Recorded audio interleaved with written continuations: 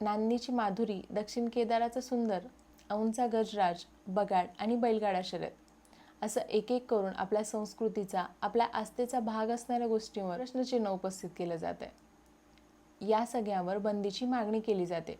कारण एकच, पेटा। नमस्कार मंडळी, मी तेजश्री आणि आपण पाहताय कृषीमय। PETA, people for the ethical treatment of animals. PETA ही अमेरिकन संस्था 1988 मध्ये याची स्थापना झाली आणि ही संस्था भारतामध्ये 2000 मध्ये सुरुवात झाली।